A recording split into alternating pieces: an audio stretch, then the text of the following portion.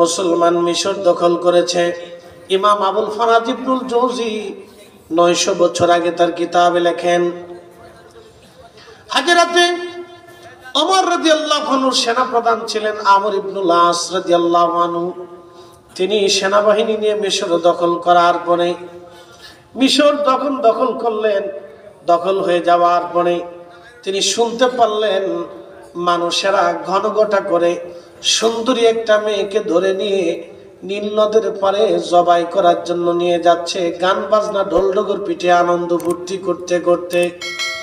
আজকে নীল নদের পারে কুমারী মেয়েটাকে জবাই করা হবে, আর জবাই করার কারণে পানির ভিতরে রক্ত গড়ায় পড়বে, আর নীল নদের মধ্যে জোয়ার আসবে। এই চিন্তায় তারা নিয়ে যাচ্ছে তাকে। সেনাপতি আমর ইবনুল আস দেরি করলেন না, তার সেনাবাহিনীর সৈন্য সদস্য সাহাবা একরাম মুজাহিদদেরকে নিয়ে রওনা করলেন।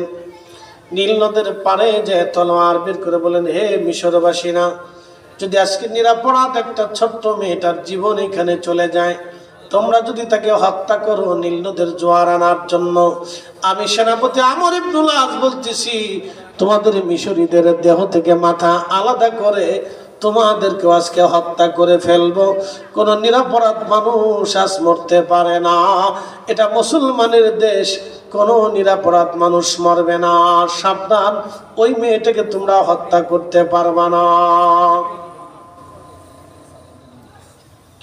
এখন মিশরবাসী বলতেছে, সেনাপতি আমর, বুঝলাম তোমরা দেশ দখল করছো, তোমরা একটা কুমারী মেয়ে হত্যা করতে দিবা না, বুঝলাম, কিন্তু আমরা তো হত্যা করার পরে যখন রক্ত গড়ায় গড়ায় নীল নদের পানির মধ্যে যায়, নীল নদে জোয়ার আসে, তাহলে আমাদেরকে তোমরা নীল নদের জোয়ার এনে দাও।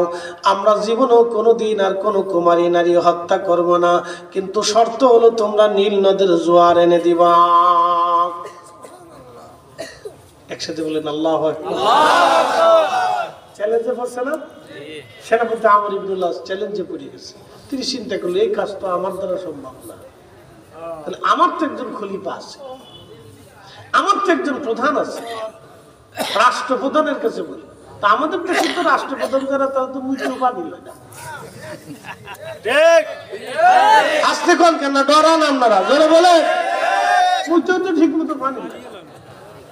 যা সত্য তাই বলছি, কথা খারাপ বলছি ভাই, খারাপ করি, আমি খারাপ করি, কিন্তু সত্যটা বলছি। পেশাব করে ঠিক মতো পানি নিতে পারে না, কেমন হলে তাও বুঝে না। যাক, তারা রাষ্ট্রপ্রধান হয়েছে, ওইব সামনে আরো কতজন হইব আল্লাহ জানে, কতজন হয়ে গেছে আল্লাহ জানে। তো যাই হোক, আমাদের কপাল বন্ধু আর কি। তো মনোযোগ দেন, সেনাপতি আমর ইবনুল আস চিন্তা করলো, আমার তো একজন রাষ্ট্রপ্রধান আছে, খলিফাতুল মুসলিমিন হযরত ওমর, আমি তার কাছে একটা চিঠি লিখি। তো চিঠি লিখছে, ইয়া আমিরাল মুমিনিন, মিশরে নতুন চ্যালেঞ্জের সম্মুখীন হয়েছি। মিশরীদের ধর্ম বিশ্বাস হলো, তারা একটা কুমারী নারীকে প্রত্যেক বছরে নীল নদের পানিতে, এই নীল নদের পানিতে কিনারে জবাই দেয়। এই পানিগুলি গড়িয়ে গড়িয়ে গড়িয়ে গড়িয়ে গড়িয়ে গড়িয়ে রক্তগুলি পানির মধ্যে মিশে যায়, নীল নদে জোয়ার আসে। একটা কথা মনে রাখবেন, পৃথিবীতে দুইটা নদী আল্লাহ জান্নাত থেকে আসছে, একটা নদী নীল নদী, আর একটা নদীর নাম ফোরাত নদী। দুইটা নদী খোদার জান্নাত থেকে সরাসরি আইছে। একবার জোরে বলা যাবে কি মারহাবা। এই জন্য দুইটা নদী কখনো শুকায় না, কিন্তু ফোরাত নদী কিয়ামতের আগে শুকিয়ে যাবে। প্রিয় উপস্থিতি, খুব মনোযোগ দেবেন। হাজরাতে আমর ইবনুল আস চিঠি লিখলেন, ইয়া আমিরাল মুমিনিন, এখন মিশরবাসীরা ঘনঘটা করে একটা মেয়েকে জবাই দেওয়ার জন্য তারা নীল নদে নিয়ে যাচ্ছে। আমিরুল মুমিনিন, আমি বাধা দিয়েছি। তারা বলছে, আমরা যদি নীল নদের জোয়ার এনে দিতে পারি, তাহলে কোনোদিন তারা কুমারী নারী জবাই দেবে না। হুজুর, কি করব আমি এই মুহূর্তে? তখন হযরত ওমর রাদিয়াল্লাহু আনহু আরেকখানা চিঠি লিখলেন। চিঠির মধ্যে তিনি লিখলেন, ওহে নীলনদ, আমি খলিফাতুল মুসলিমিন ওমর ইবনুল খাত্তাব বলতেছি, হে নীলনদ, তুমি যদি আল্লাহর হুকুমে প্রবাহিত হও তাহলে আমি ওমর বলতেছি তুমি আল্লাহর হুকুমে প্রবাহিত হয়ে যাও। হে নীলনদ, তুমি যদি আল্লাহর হুকুমে প্রবাহিত না হও তাহলে আমি ওমর বলতেছি তোমাকে প্রবাহিত হতে হবে না।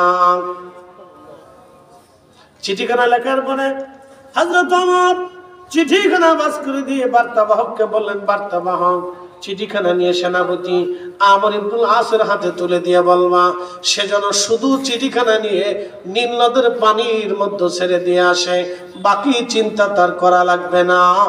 একবার জোরে বলা যাবে কি আল্লাহু আকবার? না, হাত উঁচা করে বলেন আল্লাহু আকবার। ক্ষমতা আছে না নাই? কারামত আছে না নাই? এখন আপনি যদি কোন কেমনে সম্ভব, তো কেমনে আল্লাহর জিজ্ঞাসা কে ছাড়া আর কোনো বাক্য আছে? পৃথিবীর কোন বিজ্ঞান এই কথা বিশ্বাস করবে যে চিঠি দিয়ে নীল নদে পানি আনা যায়? বলে ঘটনা তো সত্য। লক্ষ লক্ষ মানুষ সাক্ষী, লক্ষ লক্ষ মানুষ কি সাক্ষী, ঘটনা তো সত্য। কিন্তু বিজ্ঞানের কাছে যা বলেন যে তুমি চিঠি দিয়ে নীল নদের জোয়ার আনাও, বিজ্ঞান বলবে এটা কি করে সম্ভব? এগুলো সব গাঁজাখুরি কথা। প্রিয় উপস্থিতি, মনোযোগ দেবেন। হযরত ওমর চিঠিখানা লিখলেন, চিঠির মধ্যে ভাষাটা হলো হে নীলনদ, আমি ওমর ইবনুল খাত্তাব বলতেছি, মুসলিমদের খলিফাতুল মুসলিমিন ওমর, তুমি যদি আল্লাহর হুকুমে প্রবাহিত হয়ে থাকো তাহলে আমি ওমর বলতেছি তুমি আল্লাহর হুকুমে প্রবাহিত হয়ে যাও। এখন আপনারা বলেন সবকিছুর নিয়ন্ত্রণ কার হাতে? আল্লাহ।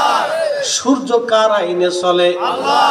মেঘ কার আইনে আসে? আল্লাহ। শীত কার আইনে? আল্লাহ। আবহাওয়া অধিদপ্তর বলল এই জানুয়ারির শেষে শেষে শীত প্রচুর পরিমাণে পড়বে, এখন শীতই নাই। কি কথা ঠিক আছে না? জানুয়ারির 1 তারিখ 2 তারিখে শীত পড়ছিল, 31শে ডিসেম্বর আমি তখন মাহফিল করতে গেছি আপনার সিরাজগঞ্জ, পুরো শীত কারে কয় বাপরে বাপ, শীতের সোয়েটার কুলাইতে পারি না। তারপরের দিন মাহফিল করছি জামালপুর শেরপুর দিয়ে 3টে, শীতের জ্বালায় কুলাইতে পারি না। তারপরের দিন মাহফিল করছে নাটক, বাপরে বাপ শীতে জমে যায়। এই 3 দিন শীত পেয়েছি, তারপরে আর শীত কাঁথা কম্বল যা ছিল 3 দিন জড়াইছি, পরে খালি দিয়ে গরম লাগে, খালি গরম লাগে। ওয়াজের ভিতরে বাইন্দে সাইন্দে সবকিছু দিয়ে 3 দিনই বাঁধছি, পরে খালি খুলে ফেলাই দেওয়া লাগে। এর লেগে আজকে কিছু গাইটে দিই দেখেন না, কায়ের ধরে চলে আসি, যা ঝামেলা করে না। তো খুব মনোযোগ দেন। শীত আল্লাহর আইনে না, শীত আনার জন্য আবার পূজা টুজা দেওয়া লাগবে। আমরা জানি ডিসেম্বর জানুয়ারিতে শীত আসবে, পূজা দিলেও আসবে না দিলেও আসবে, কথা ঠিক আছে না ভাই? এরপরে ফেব্রুয়ারি মার্চে যে বসন্ত আসবে, পূজা দিলেও আসবে না দিলেও আসবে। এরপরে যে গ্রীষ্মকাল আসবে, আপনার এই প্রচন্ড গরম, জ্যৈষ্ঠী এই আষাঢ় মাসে, জ্যৈষ্ঠী মাসে, বৈশাখ আর জ্যৈষ্ঠী মাসে প্রচন্ড গরম পড়বে। গরমে কাপড় চোপড় খুলে শেষে বাতাস মারা লাগবে। ওটা পূজা দিলেও আসবে না দিলেও আসবে। দেখে না না একসাথে বলুন কে দেয়? এটা কি আবহাওয়া অধিদপ্তরের বিধানে না আল্লাহর বিধানে? প্রত্যেক বছরে বাংলাদেশে 6টা ঋতু আসে, এটা আল্লাহর আইনে আসে, আমাদের কোনো এখানে হাত নাই। গত বছর সিলেটে প্রতিদিন বৃষ্টি নামে, বাংলাদেশের অন্য কোথাও বৃষ্টি নাই। এত হুজুরা সালাতুল ইস্তিসকা পড়লো, আমাদের দেশের বড় বড় শাহেখরা পড়লো, কিন্তু বৃষ্টি দিল না। তা বোঝা গেল কি শাহেখের দোয়া কবুল হয় না। কিন্তু শাহজালালের দেশে বৃষ্টি নামলো কেন? ও শাহজালাল ঘুমাই রয়েছে এই জন্য। কথা কন না কে? ঠিক আছে না ভাই? কথা ক্লিয়ার, ভেজাল টেজাল এই কালকে ওয়াজ শোনার পর অনেকে আমরা গেলি দূর হুজুর লোক বালা না। প্রিয় উপস্থিতি, বলে কেমনে সম্ভব? এগুলো হচ্ছে কারামত। কি করে সম্ভব? কোন ব্যাখ্যা বৈজ্ঞানিক ভাবে দেওয়া সম্ভব না, শরীয়তেও দেওয়া সম্ভব না। শুধু এতটুকুনি জানি, তুমি যদি আমার রবের হয়ে যাও, তামাম কুল কায়নাত তোমার হয়ে যাবে। তুমি যদি আমার রবের হও, তামাম কুল কায়নাত তোমার হবে। তুমি যদি ওলি হও তামাম সৃষ্টি তোমার হবে।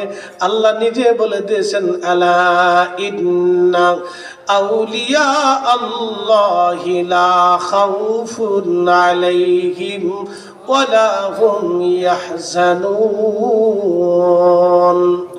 সহিহ বুখারীতে নবী বললেন, ওয়া ইন সালানি লাউতিয়ান্নাহু ওয়া লাইস্তাজানি লাউইজান্নাহু। তোমরা আমার ওলি যদি হইতে পারো, আমার ওলিরা যা চায় আমি আল্লাহ তাই দেই। চাইতে দেরি হয়, আমি আল্লাহ দিতে দেরি করি নাই। হযরত ওমর চিঠি লিখলেন নীল নদের জন্য। চিঠির বার্তা আমার আল্লাহ পাঠাই দিলেন নীল নদের কাছে। নীল নদ, আর কোন নারীর জীবন দরকার নাই, তুই প্রবাহিত হয়ে যাবি, সাবধান, ডাইন বাম করবি না। নীল নদে জোয়ার এসে গেল, 1450 বছর পার হয়ে গেল।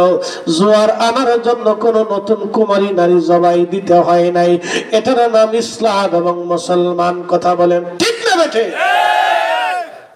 তেলের গাড়ি তেলে চলে,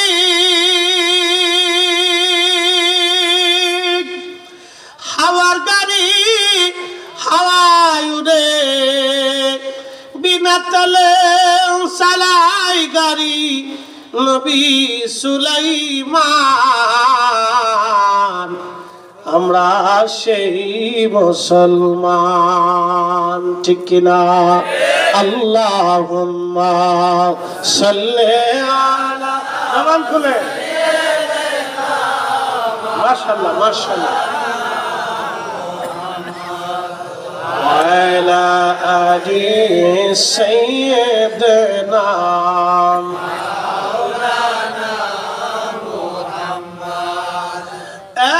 মতলববাসী খুব মনোযোগ দিয়ে কথা শুনে যাবেন বাজার।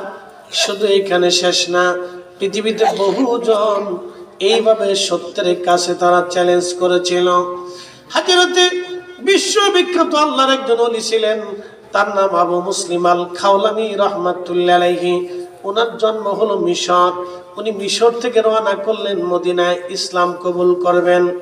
মিশর থেকে রওনা করলেন, মদিনায় যাওয়ার পরে দেখলেন আল্লাহর নবী আর দুনিয়াতে নাই। তিনি আল্লাহর রসুল দেখতে পারেন নাই। কিন্তু হযরত আবু বকর, ওমর, উসমান, আলী, বড় বড় সাহাবী যারা ছিলেন আশারে মুবাশশিরিন, সবার সাথে তিনি সাক্ষাৎ করলেন। হযরত আবু বকরের হাতে কালেমা পড়লেন, মুসলমান হলেন। হযরত আবু বকর বললেন, আবু মুসলিম, আপনি ইয়ামান দেশে চলে যান কালেমার দাওয়াত দেওয়ার জন্য। আবু মুসলিম আল খাওলামি রাহমাতুল্লাহি আলাইহি ইয়ামান দেশে কালেমার দাওয়াতের জন্য চলে গেলেন। আজকের দাওয়াত আর সেই দিনের দাওয়াত ভিন্ন রকম ছিল। বাজানরা, এ জমিনে ওলিরা এসেছিলেন কালেমার দাওয়াত দেওয়ার জন্য।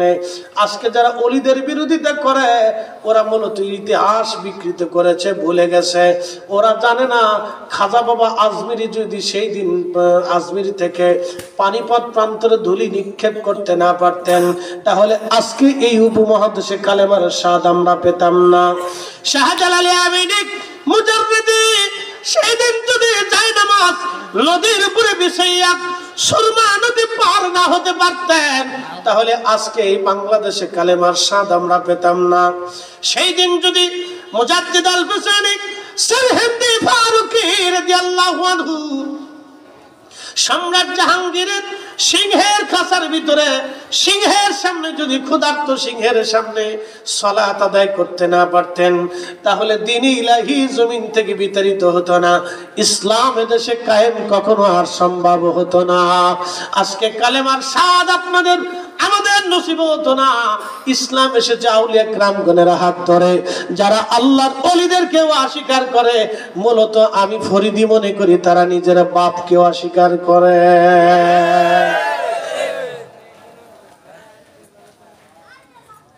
আহা, কি করে বুঝাবো আপনাদেরকে আমি জানি না। বোঝানোর মতো ভাষা জ্ঞান আমার নাই, এলেম কামল আমার নাই। কিন্তু কৃতজ্ঞ হতে হবে। বাপ, একটা কুকুর আপনার বাড়ি পাহারা দেয়, সারা রাত শীতের মধ্যে উঠানে কাঁপতে থাকে, পাহারা দিতে থাকে। বিনিময়ে মাসে কত বেতন দিচ্ছেন, কি খাবার তাকে দিয়েছেন? কিচ্ছু দেন নেই, ও পাহারা দিতে থাকে। পচা গলা খেয়ে বাড়ি পাহারা দেয়, কিন্তু বেইমানি করে না। আচ্ছা, আপনারা যদি চিন্তা করেন না আমরা এই মতলবের এই ফরাজিকান্দি এলাকায় আমিনপুরে আমরা আর এই কুত্তা টুত্তা পালবো না, শিয়াল ধরে নিয়ে আসবো। তো কুত্তা তারাই দিয়ে 210টা শিয়াল বাড়িতে আইনে সুন্দর করে খাওয়াই টোয়াই ফেরাই টেরাই করে সকালে এই আপনারা ওরে রুটি টুটি খাওয়ান, দুপুরবেলা গরুর গোশত দিয়ে ভাত খাওয়ান, রাত্রিবেলা মুরগা দিয়ে খাওয়ান, এইভাবে খাওয়াইতেছেন। এরপরে শিয়াল ছেড়ে দিয়েছেন যে মুরগি পাহারা দিই। আপনার কি মনে হয় মুরগি রাখবে? কারণ শিয়ালে মুরগি খাইব কে? শিয়াল রে আল্লাহ আইন করে দিছে তুই জঙ্গলে থাকবি, তুই গর্তের মধ্যে থাকবি, আর রাত্রে ফসা গলা আবি যাবি যেখানে যা আছে শিয়াল টিল ওই মুরগি টুরগি খাইলে ধরে নিয়ে খাবি। যা, তোরে আমি আল্লাহ হালাল করে দিলাম, তুমি আমার বান্দার যত মুরগি আছে চুরি করে খা, তোর লাগে এটা হালাল। কথা খারাপ পেয়েছে? শিয়ালের লেগে আল্লাহ হালাল করে দিচ্ছে, তুই আমার বান্দার মুরগি চুরি করে খা, এটা তোর লেগে হালাল। কুত্তারে আল্লাহ বলে দিছে তুই বা আমার বান্দার বাড়ি পাহারা দিবি, তোরে খাবার দিক বা না দিক, লাঠি চবর যাই দিক, অল্প কিছু খাদ্য কোন রকম খাইয়ে হলেও তুই বান্দার বাড়ি পাহারা দিবি, সাবধান, বেইমানি করবি না। এই জন্য কুত্তা আল্লাহর আইনে বেইমানি করে না, আর শিয়াল আল্লাহর আইনে আপনার ঘর পাহারা দেয় না। বিড়াল আপনার কোলের ভিতরে এসে ঘুমাইবো, আপনার বিছানায় ঘুমাইবো, আপনার বাড়ি পাহারা দিব, কিন্তু বিড়াল মেরে ইঁদুর আইনে আপনি ঘর পাহারা দিয়ে হইতে পারবেন না। ইঁদুর আল্লাহ আইন করে দিচ্ছে তুই তো আমার বান্দার ওই গম ধান যা আছে এই কাইটে কুটে চুরি করে খাবি, আর বিড়ালে দিচ্ছে তুই আমার বান্দার বাড়ির ভিতরে বসে থেকে তুই আমার বান্দার এগুলি সব পাহারা দিতে থাকবি, সাবধান, বেইমানি করবি না। বিড়াল বেইমানি করে না। কি কথা কর না কেন? ও কার আইনে চলে? জোরে বলে না, আরো জোরে বলে। বিড়ালও আল্লাহর আইন আপনার ঘরে থেকে, কুত্তাও আপনার বাড়িতে আল্লাহর আইনে পাহারা দেয়। জঙ্গল থেকে হাতি ধরে আইনে বাড়ি এসে দুধ দোয়াই খাইতে পারবেন? যে হাতির দুধ দোয়াই খাই আমরা, সিস্টেম নাই। আল্লাহ গরু দিয়ে দিছে, তো আমার বান্দা তোরে খাওয়াবে ঠাওয়াবে, আদর যত্ন করবে, গোসল টোসল করবে, তুই কিন্তু দুধ দিবি। এই জন্য গরু কিন্তু আপনার দুধ ঠিকই দেয়। আর গরু কিন্তু ইচ্ছা করলে আপনার লাঠি 2 সাইডে দিয়ে আপনার দাঁত টাত ফেলাই দিয়ে হসপিটাল ভর্তি করাইতে পারতো, কিন্তু ও লাঠি সবর দেয় না, জানে যে আমার মালিক আমার খাবার দিছে, তারে দুধ দিতে হবে।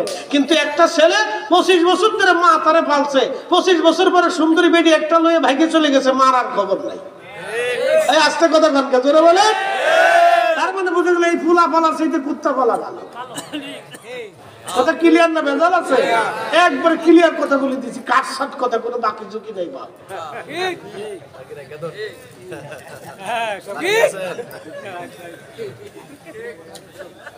ফুলাফান বুঝে শুঝে যাইস, ওয়াজ খালি শুনলে হবে না, বুঝে যাও ভাই, বুঝাটা জরুরি। বাড়ি পর্যন্ত নিয়ে যাই ভাই, সুন্দরী ফাগুলের পরে যাই না, জরিনা মর্জিনা সরচিনা এই জেলা বেডিরাও আমার কথা শুনতেছে, আপনারা শুনে টুনে যায়, বুঝে সুঝে যায়। খালি স্বামী বিদেশ থেকে টাকা পাঠাইলে ফুরুত করিয়া মার্কেটে দৌড় দিয়ে বিরাট বেটা হুজুর এতক্ষণ বালা আছে,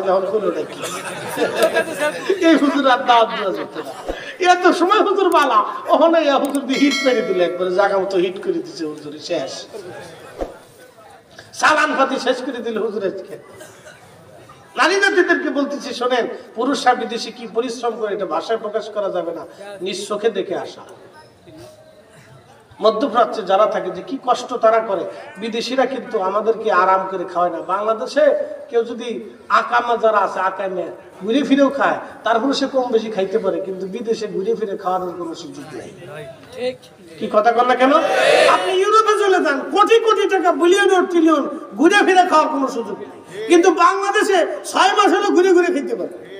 এটা এমন একটা দেশ, মাশাআল্লাহ, আল্লাহ কি বরকত দিয়ে দিছে, চিন্তা করতে পারছেন? ঘুরে ফিরে খাইতে পারে। এদেশে বেকার যারা আছে এবং ভবো কোম্পানি, টোটো কোম্পানির ম্যানেজার যারা আছে, তাদের জন্য এদের সুবিধা। টোটো কোম্পানির ম্যানেজার, টোটো কোম্পানি বুঝছেন, যারা খালি ঘুরে ঘুরে বেড়ায়, কাম কাজ নেই, খালি বাপের হোটেলে খেয়ে বেড়ায়, ঘুরে বেড়ায়, মোটর সাইকেল একটা পালিয়ে পিছনে দিয়ে ভ্রম ভ্রম ভ্রম ভ্রম ভ্রম। এটা নাম দিছি টোটো কোম্পানির ম্যানেজার, খালি ঘুরে ঘুরে বেড়ায়, আর কোনো কাজ নাই। বাংলাদেশ তাদের জন্য খুব সুবিধার দেশ। আপনি ইউরোপে চলে যান, আমেরিকা চলে যান, কাজ ছাড়া 7 দিনও থাকতে পারবেন না। আপনি সৌদি আরব যান, কাজ ছাড়া আপনাকে কেউ ভাব দেবে না, কাজ করে খেতে হবে। তো বিদেশে যারা কাজ করতে যায়, তারা কাজ করিয়ে দেশে টাকা পাঠায়। এর জন্য নারী জাতিদেরকে বলবো, স্বামী বিদেশ থাকলে তার অর্থবিত্তকে একটু গুছাই গেছে সুন্দর করে সাজাই গুজাই রাখেন, খালি খরচা করেন না।